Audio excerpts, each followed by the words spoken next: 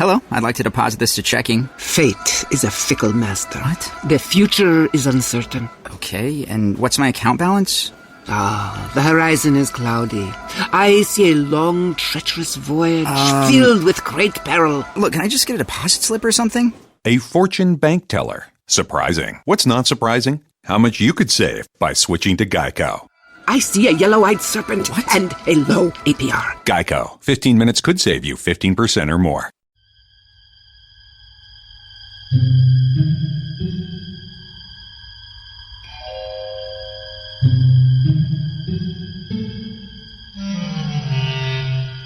Archangels, ghosts, and Bigfoot. Oh my. It's just another night for Supernatural Girls. Real stories, real answers to life's biggest supernatural mysteries.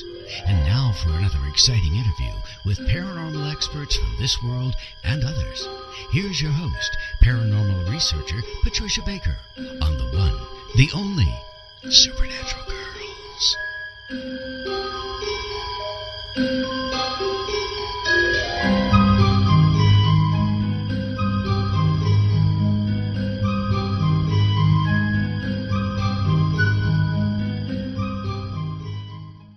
Welcome, everyone, to another exciting episode of Supernatural Girls Radio. I'm your host, Patricia Baker, and I'm here with my co-host, PK, all the way from sunny and hot Tucson. That's right. How are you, PK? You melting I feel like I'm put on a spit. And you see, PK is so devoted to the show. She doesn't even run the air conditioning because it makes noise. Right. That's right. And we want our listeners to have very, very good sound from us. So she is roasting away in her office tonight. That's for your sure. benefit, everybody. Like they really care. As long as they've got it cool, they're fine. That's right.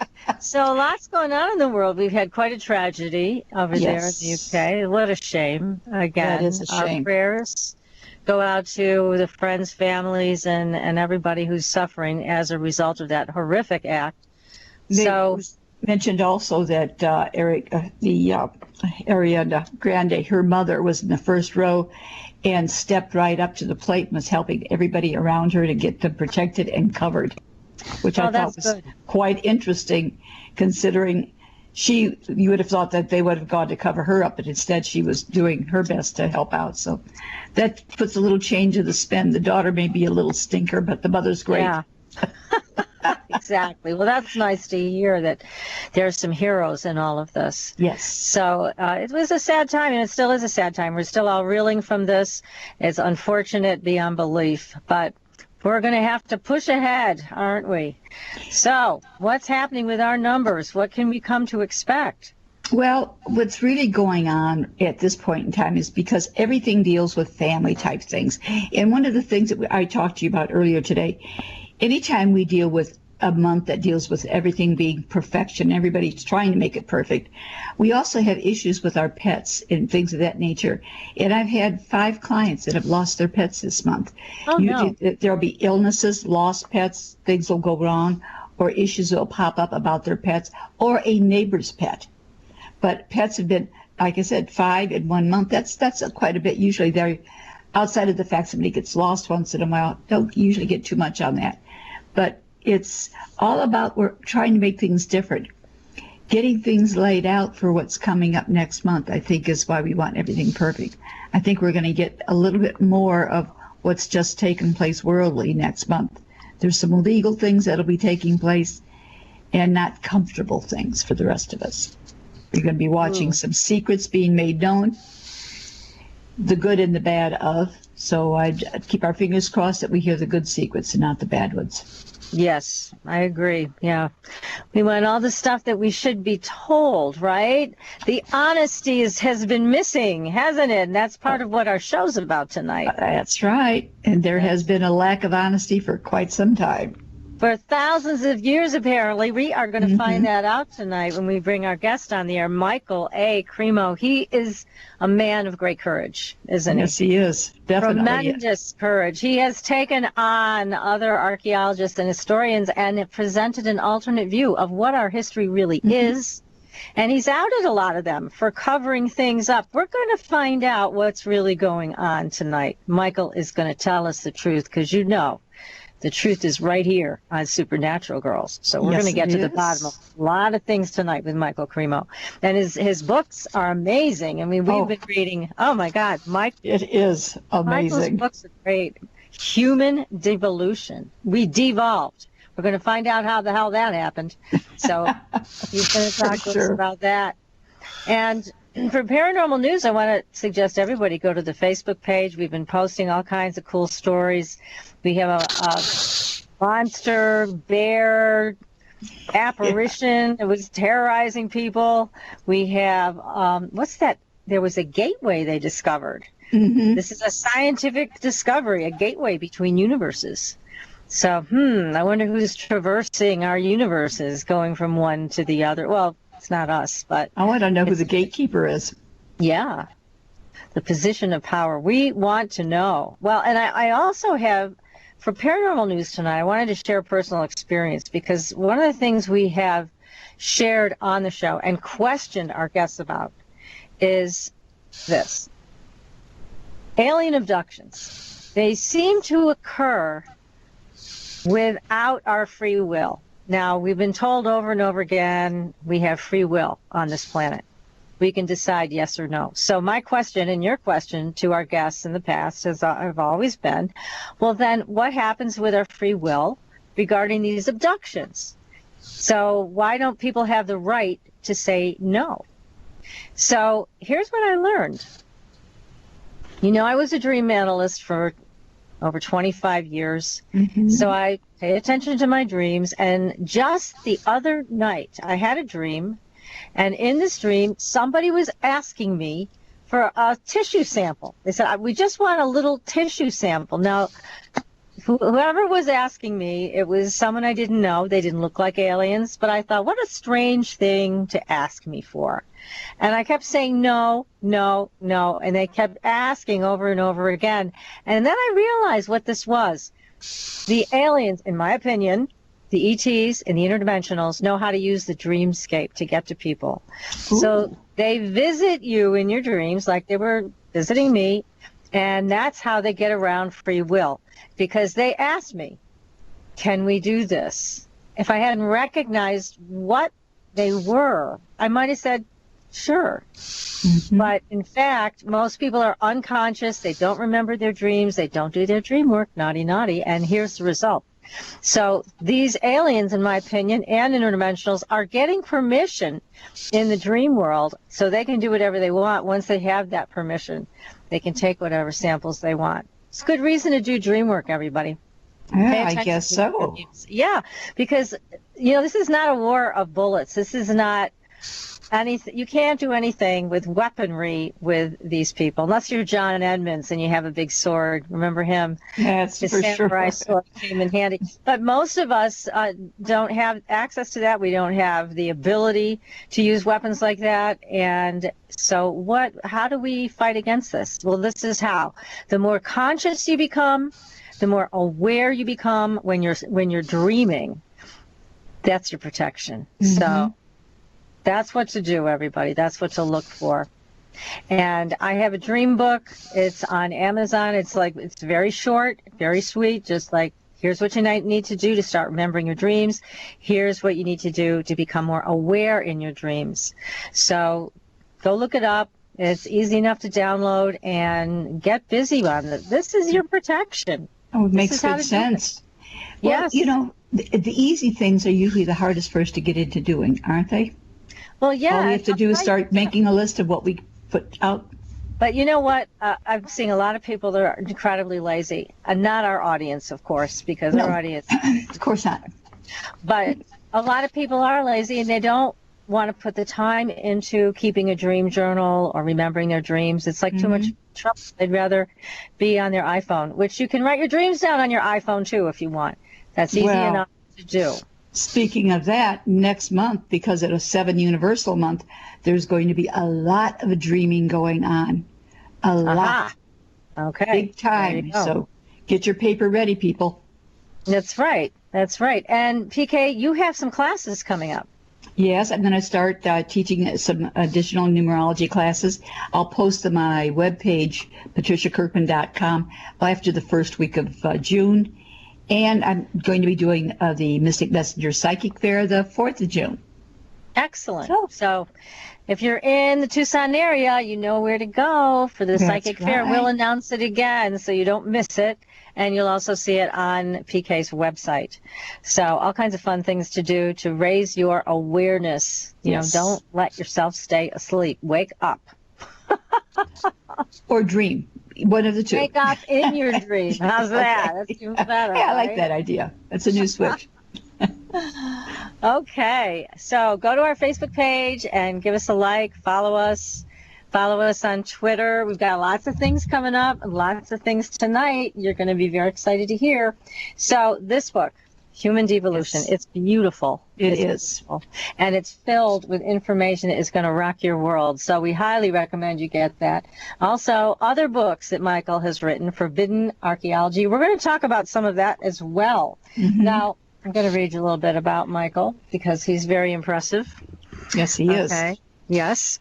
He is a research associate, and he specializes in the history and philosophy of science.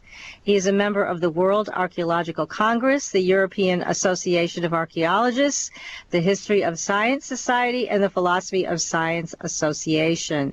This man has taken on traditional history, and he's going to tell us the truth tonight. So, Michael Cremo, welcome to the show. Good to be with the Supernatural Girls and everybody who's listening and watching. Thank you. It's our pleasure to have you. Definitely. This is amazing what you've done. You've really outed a lot of things. Now, what got you interested in this? Well, that may have something to do with the way that I was raised. You know, my father was an intelligence officer in the United States Air Force, so that meant a couple of things for me as I was growing up. One thing it meant is that our family was moving to a lot of different places around the world and around the United States. So one effect of that was that I came to understand there's more than one way to look at things. You know, I got exposed to a lot of different cultures and worldviews as I was growing up. And the one that most fascinated me was the spiritual worldview of ancient India. And eventually I became the disciple of a guru from India. And as part of that, I began studying the ancient Sanskrit writings of India, especially the historical and cosmological writings, which are called the Puranas. And therein, I learned many things that were quite different from anything I'd learned from my teachers in high school or university. One thing I learned from these ancient writings is that our human presence on this earth goes back many millions and millions of years, all the way back to the very beginnings of the history of life on earth.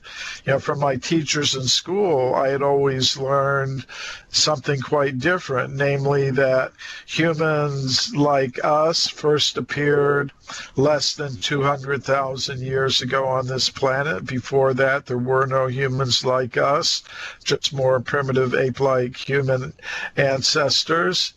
So I began to wonder how I should react to these writings, to the information that was in them, which is found not just in the ancient Sanskrit writings of India, but in most of the ancient wisdom traditions of the world. They all speak of a very ancient human presence on this planet. So I had to ask myself, is this mythology, or is there perhaps some factual basis for it? So that's what got me looking into the history of archaeology. You know, if you look in the current textbooks, you're only going to find the discoveries that support the current dominant paradigm, the one that's prevalent in the scientific world today. But I decided I'm going to look beyond the textbooks And here again, maybe there was some influence from my family background. I grew up among people in the intelligence services, diplomatic service, military service, and I could understand from a very young age that, yes, there is such a thing as secret knowledge. There are things going on in the world that most people simply aren't aware of. Maybe it's leaked from time to time, but in general, it's kept out of sight. So I decided, let me look beyond the textbooks. Let me look into the original scientific reports by archaeologists, geologists, paleontologists, and other scientists who are digging into the earth. And when I did that, I was amazed to find there were many scientists reporting discoveries of human bones, human artifacts, and human footprints going back many, many millions of years. So I collected all of those reports in a book I call Forbidden Archaeology. And, sometimes people ask, well, why forbidden?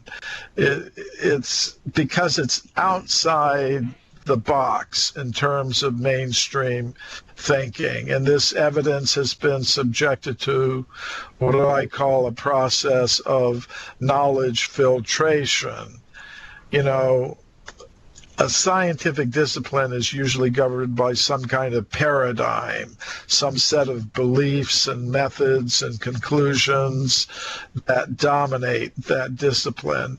And reports of evidence that conform to that paradigm will pass through the knowledge filter very easily.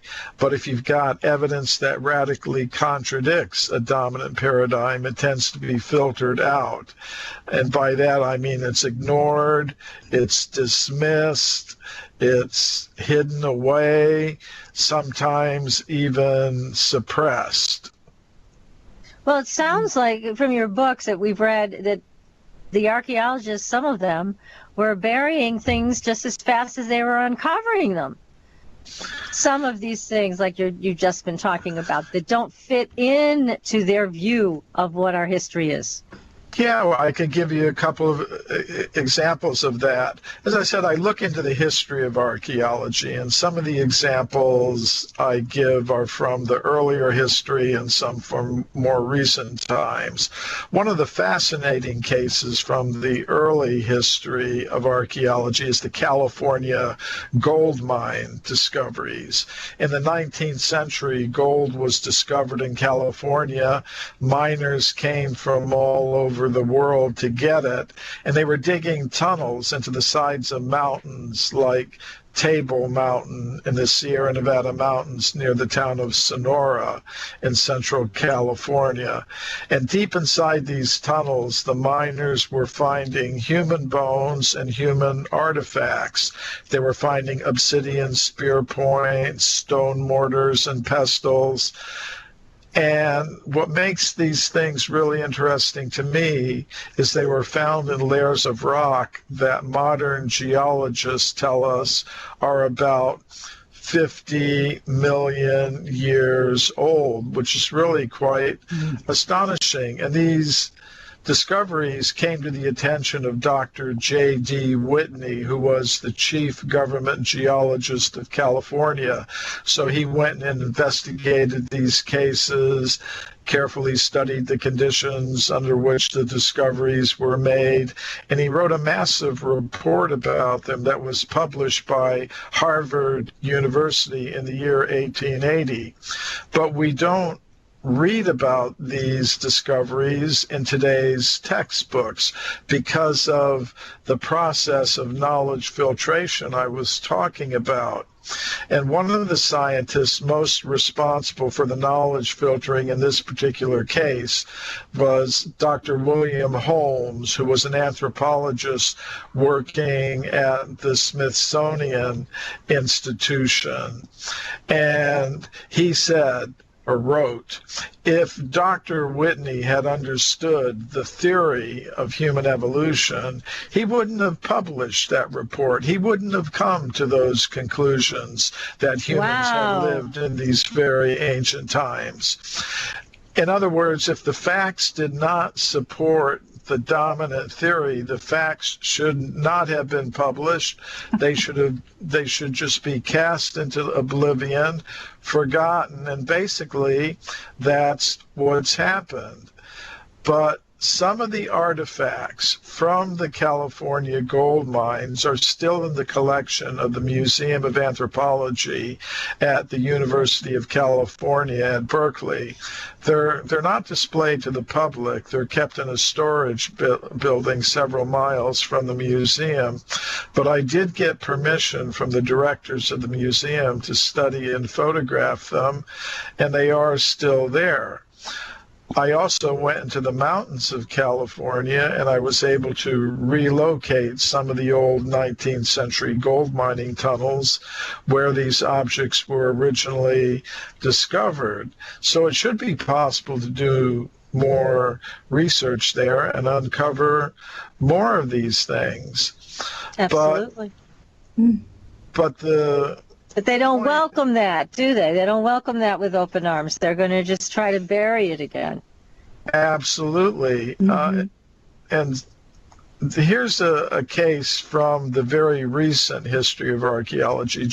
It may seem a little insignificant when I tell you what it is, but it illustrates how this knowledge filtering process operates. In 2016, just last year, archaeologists working at Olduvai Gorge in the country of Tanzania in East Africa found a small piece of bone. Actually, it was a finger bone, the bone of the finger here. Small bone. It was found in layers of rock 1,800,000 years old. The archaeologist who discovered it very carefully measured this bone. They did all kinds of measurements on it.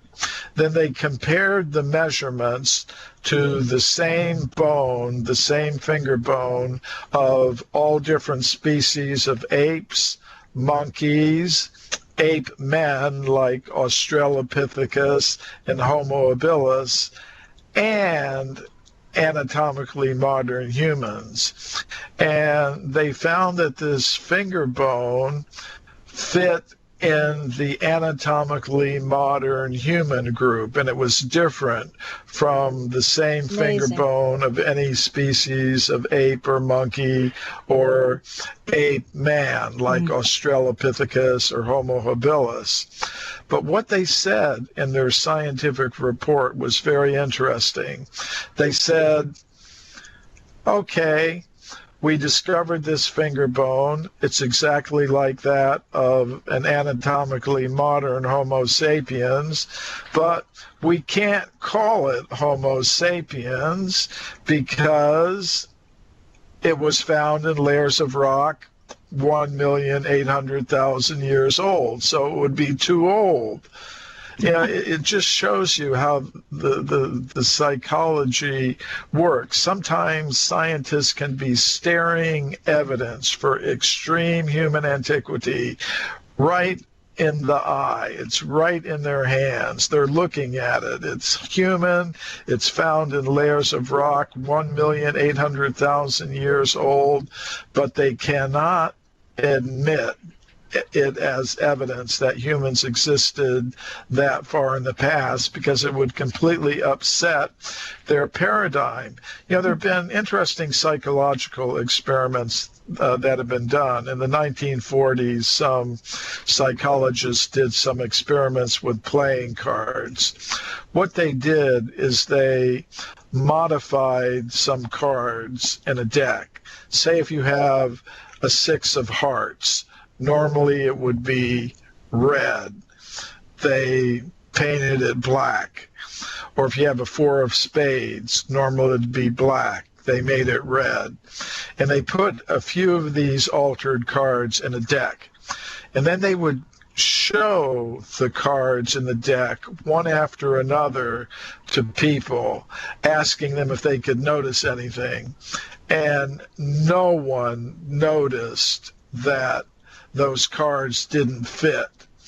And it's the same kind of principle operates in the scientific world. Sometimes scientists don't see what's really there in front of them. They see what they expect to see. They see what their paradigm allows them to see, even though it's staring them right in the face. Just like you could show the person the black six of hearts, they will see it as a normal card. They won't notice it as an anomaly. And you know, if this happened just once or twice, you know, maybe you could overlook it. But what I've shown in my book, Forbidden Archaeology, is this hasn't happened just once or twice. There are hundreds of these cases of human bones, human artifacts, and human footprints going back tens of millions, even hundreds of millions of years. And yeah, some people, we're hearing some noise outside on Venice Boulevard. Yeah. Okay, some people vehicles. Well, what difference does it make whether human beings have been around a few hundred thousand? Well, that's what I was going to ask. It's like, you know, what difference does it make? Why not just come out and tell the truth? What difference does it make? It's a big deal. Well, I think the significance of this evidence is that it points to the need for new explanations of human origins. And the fact is that those alternative explanations generally involve something that goes beyond the material, that goes into the realm of what you would call, or some people would call, the paranormal, but which probably many of your viewers would consider to be the real normal. In other words, something that goes beyond materialistic, reductionistic kinds of scientific explanations, something that involves non-material principles, and they don't like that very much. You know, and today, they've also destroyed things, haven't they? Yeah. I mean, they've also just actually destroyed. We've heard rumors, and we're hoping to be able to tell us what you know about this. But we've heard rumors that even museums have been known to actually destroy things that were brought in that they feel didn't follow the rules of what they think happened. Is that true? Has that really happened? Things like that do happen. Things do get destroyed. Sometimes it's due to war or civil disturbances. A lot of this is happening in the Middle East now, where archaeological monuments and museums are being looted and destroyed. But that's terrible. That's another thing. But what you're talking about is something that's maybe even more sinister. And sometimes objects do go missing from museums. I'll give one example. In my book, Forbidden Archaeology, one of the most extreme anomalies that I included in the book was some round metallic spheres that come from a mine in South Africa near a place called Ottosdal in the western Transvaal region. You know, these objects are 1 or 2 inches in diameter. The most interesting feature of them is the parallel grooves that go around the center of each object. So in my book, Forbidden Archaeology, there's a picture, a photograph of one of these objects with the grooves going around its equator. These things we're just going to take a short break, so we're going to hear more about these spheres and the parallel lines on them when we come back, because this is fascinating. We have so many questions for you, Michael, so everybody stay tuned. We are speaking with Michael Cremo. He's the author of some very amazing books about our past, Human Devolution and Forbidden Archaeology, and more. You can find them all on Amazon.com. And if you have any questions for Michael, you can type them into the chat room. I'll be happy to ask them on your behalf. If you want to see us live, go to irnchat.com, go to the menu, and click on Tube. You'll be able to see us there. So, hang tight, everybody. We're going to take a short break. We'll be right back. Welcome back, everyone, to Supernatural Girls Radio. I'm your host, Patricia Baker. I'm here with my co-host all the way from Tucson, PK, and our great guest tonight, Michael Cremo, with his fabulous books and incredible information, Human Devolution. You can't miss this book. Make sure to pick it up at Amazon. And Forbidden Archaeology. This stuff, like I said, will rock your world. Our history, we have been lied to. Anybody surprised? But now you can hear much more about these little balls with parallel lines is where we left off, Michael. So tell us about this. What were these things? Well, these are made of hematite, which is a naturally occurring type of iron ore. It's also a semi-precious stone. You can get hematite jewelry. But these round objects made of hematite come from a mine in South Africa near the town of Ottosdal in the western Transvaal region, as we were mentioning before the break. And what's really interesting about them is the parallel grooves that go around the center of each object, which suggests they were engraved by some kind of intelligent being who existed a long time ago. These metallic spheres are found in layers of rock about 2 billion, not million, but billion years old in this mine in South Africa. And once I went to South Africa, I met the chief mining engineer from this mine, and he showed me a whole block of mineral with these objects protruding. Jenny had a dream of joining the national bobsled team. She worked out relentlessly and knew that if she just refused to give up, one day her dream would come true and she'd stand triumphantly up on the podium. But when her kids reminded her that she was 52 and she lived in Texas, and maybe she started dreaming this dream a little late in life, she gave up on not giving up. But then she heard how Geico could save her money on car insurance, so she switched and achieved that dream instead. From the block of mineral, kind of like raisins and raisin bread, and you could see the grooves going around the sides of the objects back into the solid rock. So it was very interesting. And in my book, Forbidden Archaeology, I included a photograph of one of these objects from South Africa. And they were also featured in a documentary called The Mysterious Origins of Man that was shown on NBC some years ago. And a television producer in the Netherlands, in Holland, saw them, and he got in touch with me, and he said he wanted to go to the museum where these things are kept in South Africa. It's the Natural History Museum in Klerksdorp, South Africa. And he asked me to put him in contact with the director of that museum. So I did that, because this producer wanted to go down there and film them himself. So the museum director told us that unfortunately the object the one that I showed a photograph of in my book, that object had been stolen from the museum.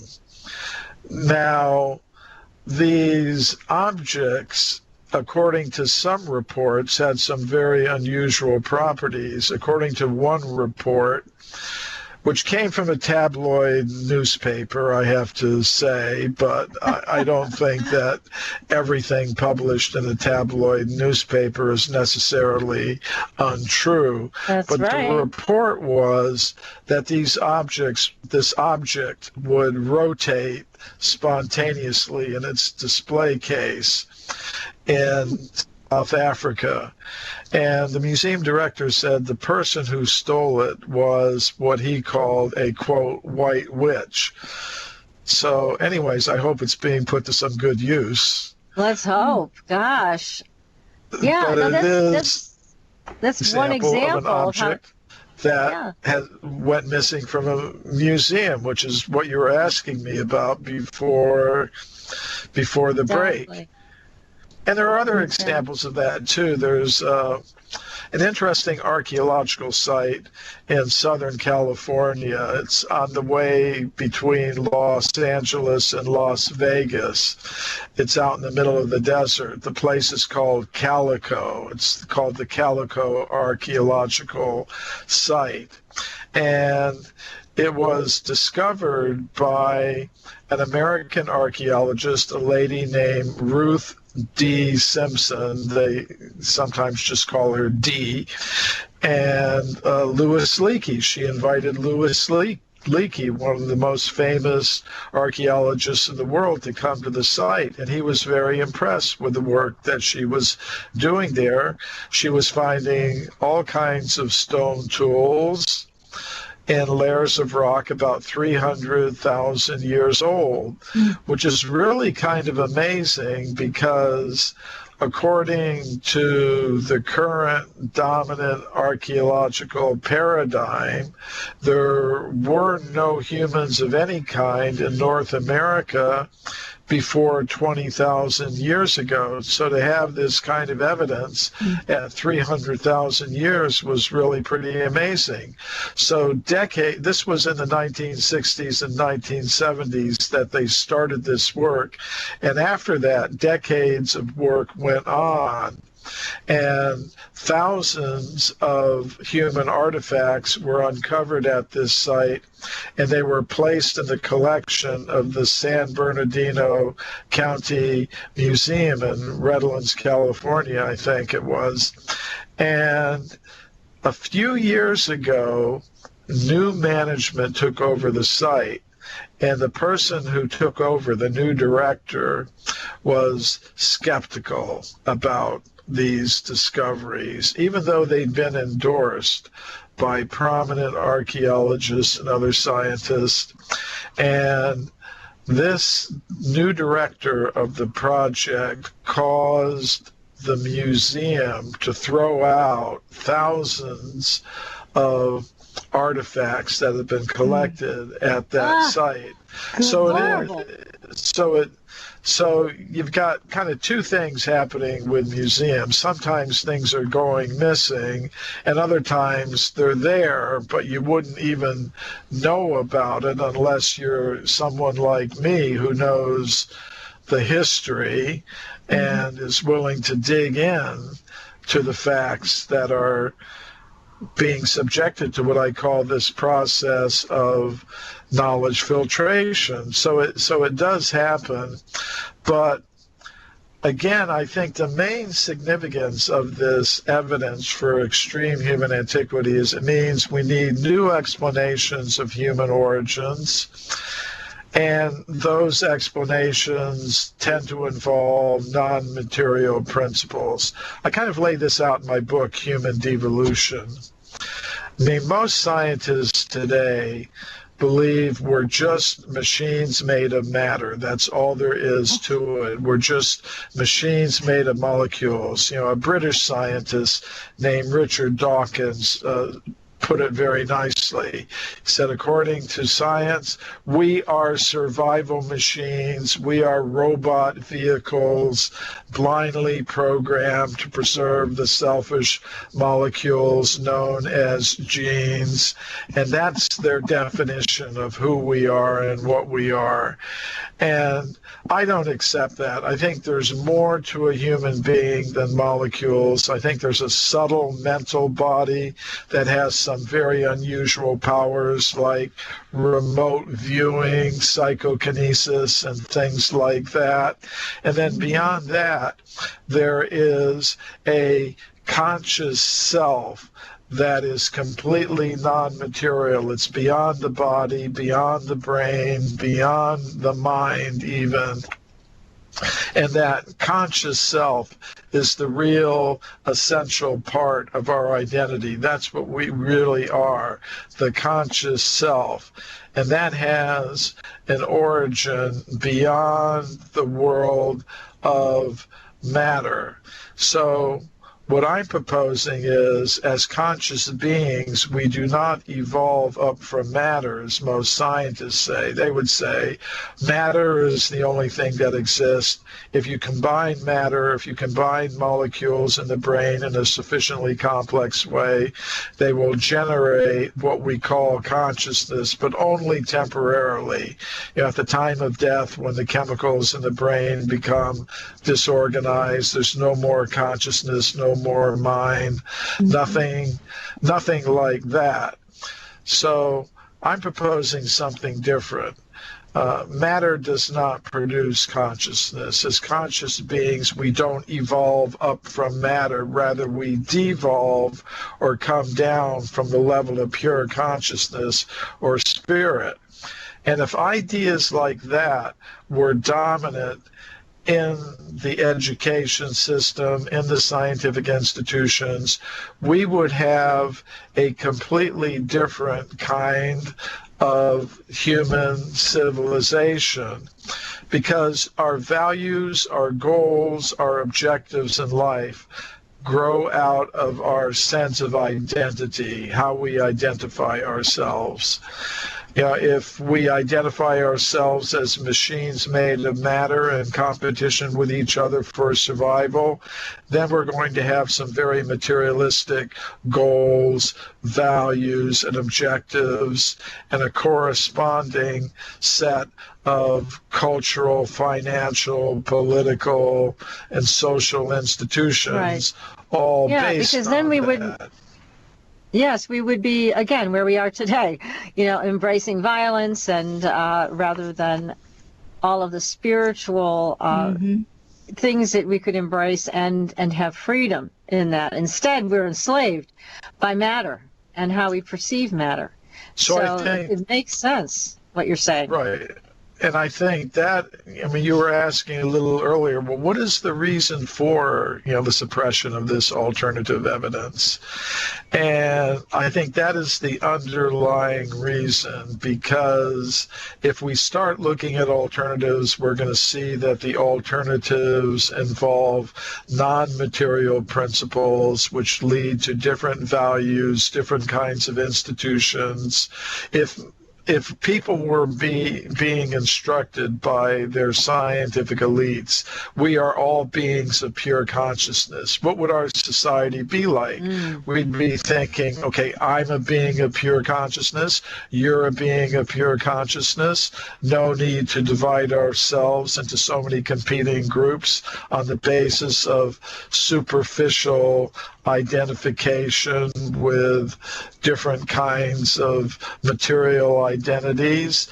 Hey, we're all part of the same family of beings of pure consciousness, and we should be putting most of our human energy into developing that resource of consciousness. And as far as our material needs are concerned, let's find the most simple, natural, and efficient, and fair, and equitable way to satisfy our material needs while putting most of our human energy into the real goal of life. It would be an entirely different kind of civilization. There would be different economic institutions, political institutions, social institutions, cultural institutions. It would be a completely different kind of world.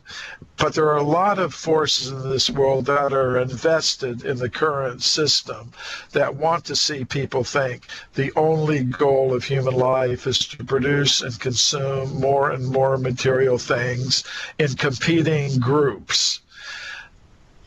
Yes, that's true. And it leaves us with really nothing. It's kind of like mercury in your hand sliding around, and you can't ever really get a grip on it. So it is it's a terrible carrot in front of our faces.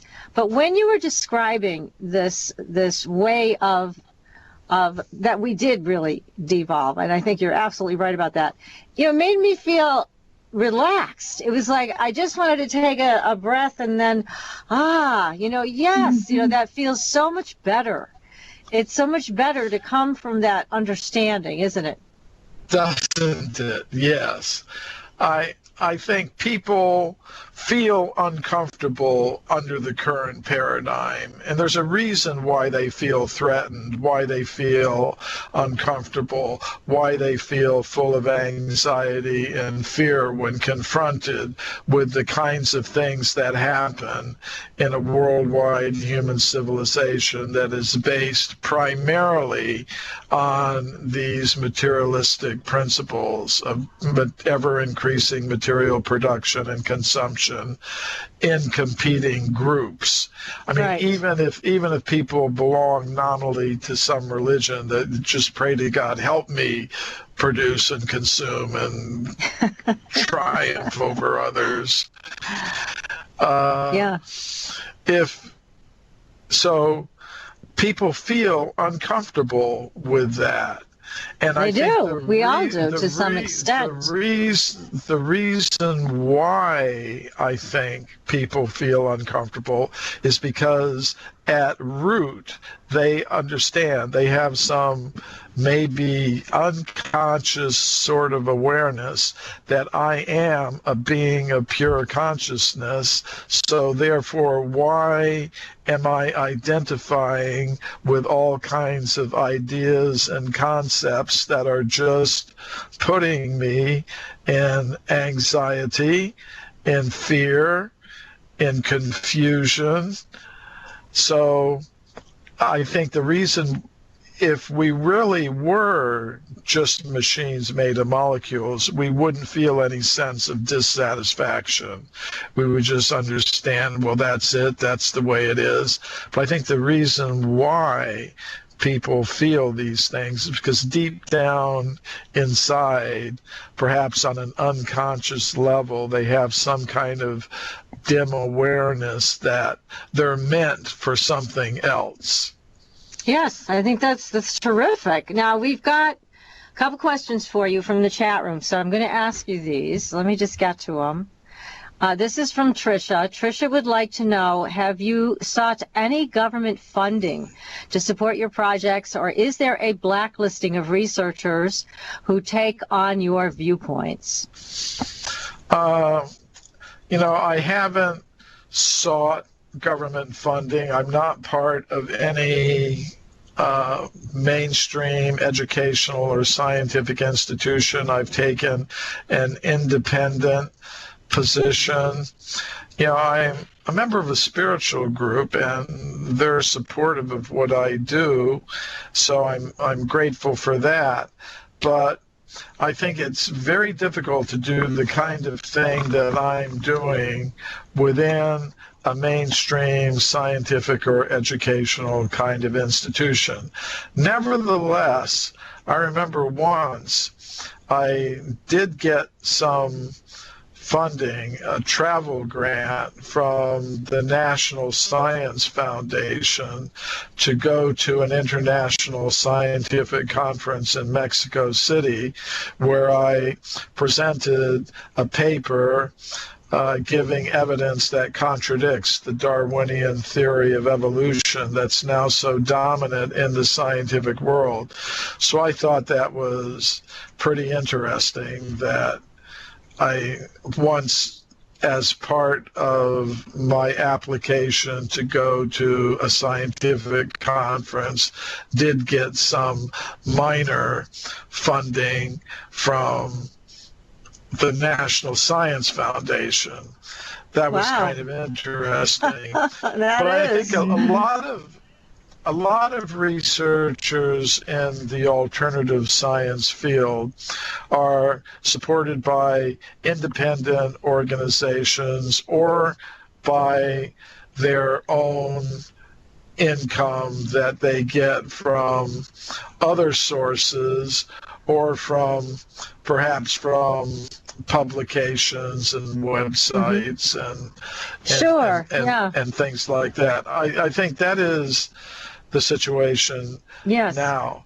And that's how modern science got its start. In Europe, 5 or 6 centuries ago, everything was kind of controlled by the church. So the scientists were the outsiders and the Yes, ones they who were. had to function any way they could with the support of private individuals or by their own means. But now that they've kind of taken over, they've kind of done the same thing they accused the church of having done several centuries ago.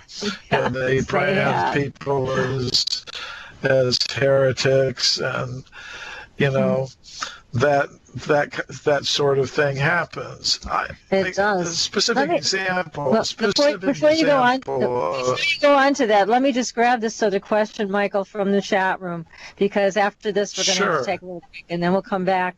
We want to talk about Bigfoot. We want to talk about extraterrestrials as a part of our experience on this planet. So this is from Neutron. Neutron says, is this description of being stuck in a bad system the same as the story when Yahweh took his turn to rule right after the flood and imposed for the first time to humans currency, slavery, and hierarchy lineage rules?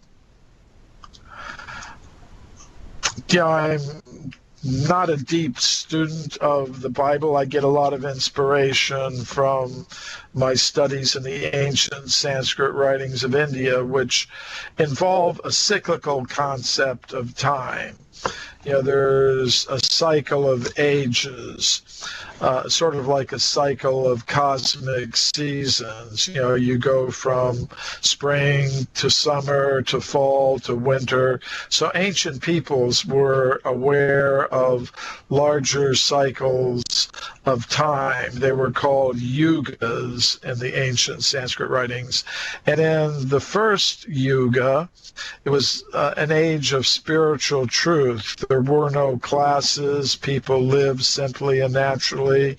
Most people were engaged on a high level of spiritual consciousness and energy. They didn't have towns or cities or anything like that. In the next age, things began to degrade a little bit. They began to divide themselves into different social classes and live in cities and towns and have political divisions. But still, things were going on according to moral principles. But then later, you get into these heavy kinds of things that you were mentioning. So I think there are parallels in these different wisdom traditions. I think you're right. There are. Yes. There's definitely parallels. There was this Garden of Eden type of existence, but after certain things happened, then people had to work very hard. Things like slavery came into being. And so, I think you find parallels in a lot of these wisdom traditions of a golden age that was followed by something else.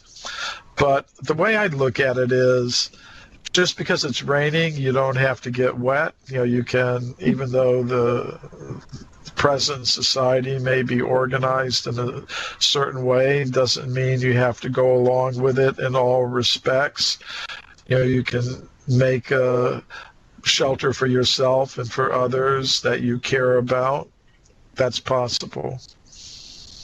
Absolutely. Well, this is all so fascinating. We have barely scratched the surface here because there's so much information. So what we're going to do is we're going to take another short break, and we'll be coming back and talking about Bigfoot, extraterrestrials, and other anomalies. That's okay. We'll get you straightened out during the break, Michael, and stay tuned, everybody. We will be right back. Welcome back, everyone, to Supernatural Girls Radio. I'm your host, Patricia Baker. I'm here with PK from Tucson. And I wanted to let everybody know that you can also get a hold of Michael Cremo's books on his website, okay, which is mcremo, CREMO.com. And they also have a limited time offer. So anyone who purchases the newest book, which is called My Science, My Religion, has the option of receiving a free Bhagavad Gita, as it is from the ancient Vedic literature of India. Very nice offer. So again, you can find that on Michael's website, which is mcremo, CREMO.com. How about it? That's nice. So we are back on the air. We've got to, Michael, can you hear us okay now? I can hear you, but your voices are coming out not through my headset, but through the speakers in my laptop. Okay, as long as you can hear us, then Right. we'll fire some questions at you. Tell us the truth about Bigfoot. People have found evidence, have they not? In my book, Forbidden Archaeology, I have an entire chapter called Evidence for Living Ape Men. Basically, when I look at the archaeological record, I see a different pattern than most scientists would see who are operating according to the orthodox paradigm of human evolution. They would see an evolutionary pattern where millions of years ago you have some primitive apes and monkeys, then those are followed by what we could call ape men, for lack of a simpler term. I mean, hominins is the technical scientific word for ape men. And then finally, about 200,000 years ago, you would see humans like us, anatomically modern Homo sapiens. But when I look at the archaeological record, I see there's evidence that humans like us existed in the very distant past, millions of years ago, and that we coexisted with primitive apes and monkeys and various kinds of hominins or ape men.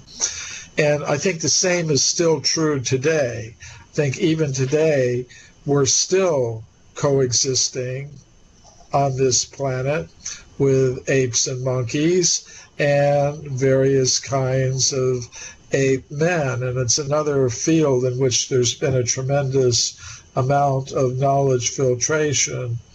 Nevertheless, there are scientists who have reported evidence for living ape men. They call them by different names in different parts of the world. In North America, they call them Sasquatch or Bigfoot. In Central Asia, they call them the Almas. In the Himalayan regions, they call them the Yeti. There are different names for them in different parts of the world.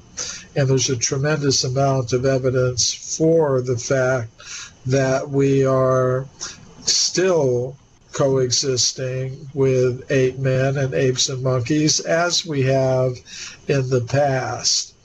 Now, there are researchers who have had paranormal experiences in connection with these ape man-like creatures.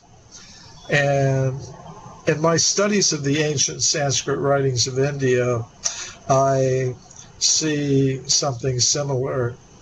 The ancient Sanskrit writings of India describe that millions of years ago, there were, in fact, creatures with ape-like bodies, human-like intelligence, and paranormal powers like the ability to fly unaided through the sky, communicate telepathically, and things of that sort.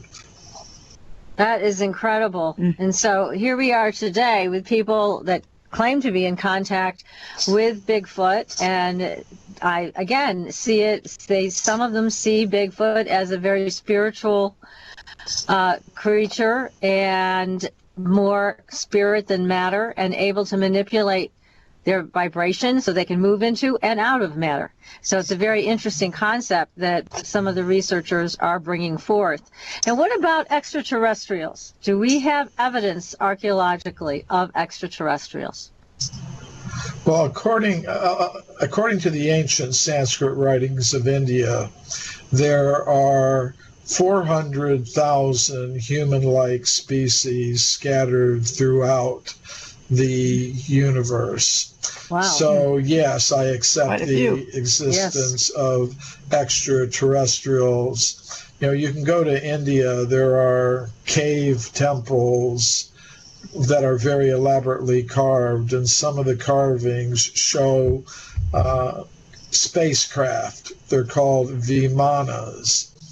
And I have an expanded conception of what it means to be an extraterrestrial. I would say that as conscious beings, we're all extraterrestrials, because as conscious beings, none of us is from this level of reality. We're not from the world of matter. We're from some other region of the cosmos, some other dimension. The Vedic cosmos is a multi-level cosmos where you have one level of the cosmos dominated by gross material elements and energies. That's the level where we find ourselves now. It's inhabited by creatures adapted to the conditions there. Beyond that, there's a more subtle realm of different intellectual and mental energies. It's inhabited by beings adapted to the conditions there. So there are extraterrestrial beings from that level. And then there's what I call the level of pure consciousness. And there are extraterrestrial beings from that level of reality. And on all those different levels, they have craft in which they can travel through the different levels and around the different levels. So there are all kinds of, I have an expanded conception of what it means to be an extraterrestrial. Some people, when they think of extraterrestrial, they think only of flesh and blood creatures like ourselves from some other planet. And I think such creatures do exist, but I don't think that's the end of what it means to be an extraterrestrial. I think you could also call them extra-dimensional beings, if you like. Sure, that makes sense. Now, here's another question for you. Back to archaeology and the timeline. They would like to know, what is the timeline for the short-lived Cro-Magnon man? Hey there, I'm a glue stick, so I have one job. I glue kid stuff. So sorry for being jealous of Geico, who does a ton more, like give you 24/7 access to thousands of licensed agents. And Geico has been around for over 75 years and has a 97% customer satisfaction rating. While I've just got mediocre adhesive skills, Geico also has an award-winning mobile app. Uh-oh, arts and crafts time. No eating the glue stick, Miss Lydia! Geico. Expect great savings and a whole lot more. Cro-Magnon is a type of anatomically modern human. They lived in Europe maybe around 40 or 50,000 years ago. And, that's just according to the mainstream paradigm.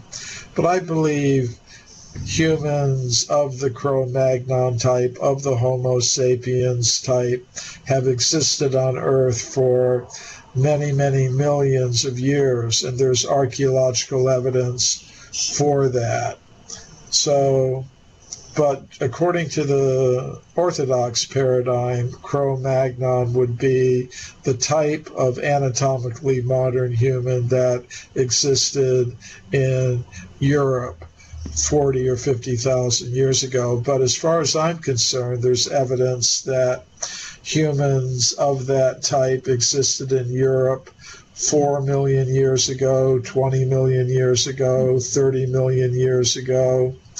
There are anatomically modern human skeletons that were found in the 19th century by an Italian geologist named Giuseppe Ragazzoni at a place called Castanedolo in northern Italy.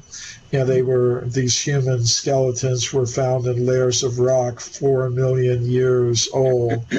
So I think the Homo sapien type goes very far back in time. Yeah, it's incredible. 4 million years ago, not 400,000, 4 million. Well, let me ask you this too, because in your book, Human Devolution, you also reference some experiences and experiments that were done with psychic mediums, and they were successful. Yeah. But they were dismissed. So tell us more about that. Well, it's part of what we could call the forbidden physics, if you want to call it that. Say most high school students, when they study physics, they learn about the work of Marie and Pierre Curie. Right. They're very famous. They were a husband and wife. They were both physicists. They both won Nobel Prizes for their work in discovering radium. Every high school physics student learns about them. But what you don't read in the physics textbooks is that they were doing experiments with mediums. They were part of a group of 20 or 30 prominent European scientists who were doing such research in Paris early in the 20th century. One thing they did is a couple of years of research with an Italian medium named Eusapia Palladino. And this woman had some paranormal abilities. She had psychokinetic or mind over matter abilities. So they did experiments with this medium in the Psychology Institute in Paris early in the 20th century. And, they had her one day, and, she was sitting in a chair in the laboratory, and some of the scientists were holding her hands, some of the scientists were holding her feet, making sure she couldn't move at all, to carry out any kind of trickery or anything.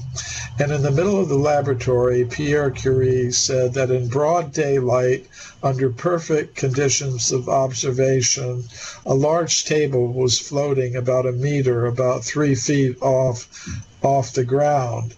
And he was measuring it, how high it was floating. He was timing it, how long it was floating. And the entire group of scientists, including 5 Nobel Prize winners, including the Curies, they signed documents saying these things are absolutely true. And Pierre Curie said, we have to take things like this into account if we're going to have a complete picture of reality.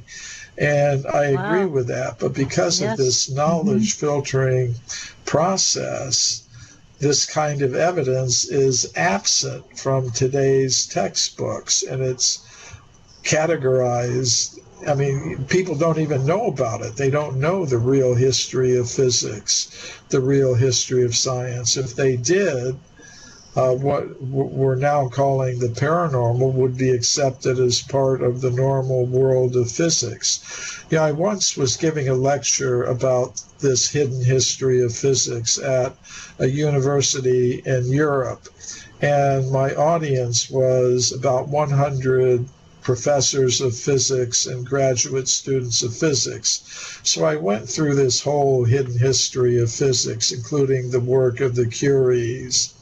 And one of the physicists came up to me later and he said, by day I do plasma physics, the physics of superheated gases. He said to me, but privately, I'm doing some experiments in telepathy. I take a coin and I flip it. And my son, is eight years old or something like that, is in another room. And my son has to guess whether it's heads or tails. And he said, my son is getting 80% correct. And he said, high. I would never tell this to any of my colleagues. They would think I've just gone completely nuts. And it's such a shame because we're missing out on this aspect of who we are. And there are people, that can do these things. Look at and he said, Yellow. but I feel safe in talking to you about it. So as I travel around the world, it's one of the things that I see that sometimes, you may be looking at somebody, a scientist, and think they're completely orthodox in their views. But if you get to know them and they open up to you, you'll find they accept some of these things. I mean, another time I got invited to speak at the geology department of a major university in the United States. There was a professor of geology there. He invited me to come and talk about my book, Forbidden Archaeology. And I did it. I spoke in the geology department there to the professors of geology and the graduate students. But I was just curious. I asked this man, why did you invite me? I mean, you look at the guy, he's a full professor of geology in the science department of a major university. He's publishing in the mainstream scientific journals. He's authoring textbooks. Yeah, why did he invite you? Yeah. Your competition, but he said, I heard you on Coast to Coast, which is one of the shows, late night shows. Yes. So you just look at the guy and you think completely orthodox, but late at night, he's listening to a show like yours, and there's so many others, and he's getting fascinated by it. So he invited me to his house, and we were sitting having dinner, him and his wife and me. And she's also at the university. And then they start telling me about a UFO experience that they had where some kind of strange craft came over their house. They live on the outskirts of the town. And sometimes that's what I experience. That is so you meet cool. people like that who, if you just saw them, you'd never think. You'd never think it. But here they take you by surprise, but obviously they feel safe with you, and they share these experiences. Now, I live for the day, Michael, when we can share these experiences in public without fear of being made fun of or put down or killed by the government or whatever. I mean, it would be I think that's eventually going to happen because this is a sign. It's like it shows that even within the educational and scientific establishment, there are people who are officially going along with things, but who inside have different ideas, and they share them with others just very, very carefully. Now, to me, that is a sign that eventually things have to change. When you've got people who are part of the establishment harboring different kinds of ideas and kind of sharing them secretly with each other and with people that they trust, I think eventually that's going to break out into the open. And what to speak of the fact that most people among the general public, according to Gallup surveys, claim to have had paranormal experiences, don't accept the mainstream scientific theories about human origins. You know, it's been shown that, so to me, these are all positive signs that despite the fact that people are going into these educational institutions that are controlled completely by the mainstream scientists, and they're leaving them not having been convinced. Mm-hmm. And the fact that even within the mainstream scientific circles, there are people who have other ideas, and even secretly, I think these are all signs that eventually there is going to be a paradigm shift. There's going to be some tipping point where it all adds up to a quick shift. That's a great thing. I mean, we really, really hope for that, because it makes all of this so much easier. I mean, it's so much easier to talk about this. You know, part of the problem that we have encountered on this show, when people talk about seeing Bigfoot or seeing Dogman or seeing any of these other creatures, is they feel so isolated if they can only talk about it here on the show, or like you mentioned, tell a few trusted people. But at the same time, what if Dogman's kind of dangerous? We're definitely at a disadvantage if we don't accept that this person did in fact see something and have an experience with a creature, a being, whatever you want to call them, that might in fact be threatening.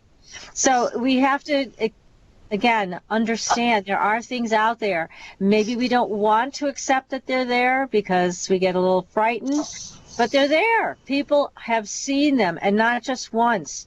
This has happened through centuries that people have reported this.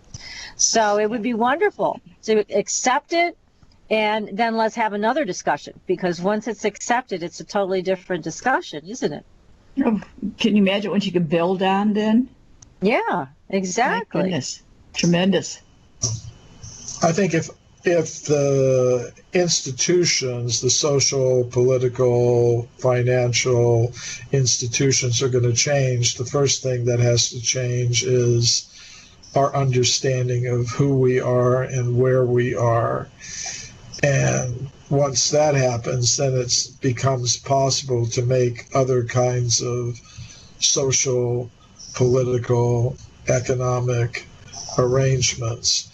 But the first step has to be some change in fundamental ideas about who we are and where we are. And now, do you see that happening kind of as a shift in consciousness through our population? Because we know it's not going to come from our institutions, from our governments and places where there are strongholds of the past, that they were so addicted to wanting us to believe the past as they see it. So do you see it more like consciousness shifting and hundreds of thousands or millions of people? Is that where it's going to come from? No, that's already happening. I mean, surveys have shown, most people in the United States don't accept that we evolved from apes. I mean, they may have some other ideas that I don't necessarily agree with, but at least they're not accepting the mainstream scientific ideas about these things. I think at least 20 to 25% of the American people claim to believe in reincarnation and have had out-of-body experiences and things like that. So I think the general public is there already. They're all waking up. It's just a question of when institutions are going to... Yeah, they'll have to catch up to the rest of us, right? It's like the Well, overthrow look, of communism. Some people thought it was going to be there forever, and right up to the last moment, the people who were imposing that system continued to impose it, even though the people had changed, and even members of their own leadership group had developed different ideas. It's exciting to be a part of the change, and Michael, you are at the forefront of it, and we thank you so much for coming on the show tonight and for sharing your work with us. Everybody be sure to go to Michael's website, get his books, mcremo.com, that's his website, or go to amazon.com. Don't miss out. This is a big consciousness shift. Be a part of it. And we'll be back next week with Scalar Energy, Tom Palladino. We're going to find out what Scalar can change for you. Be sure to tune in next week, and we will see you on the Blue Highway. Good night, everybody. Good night.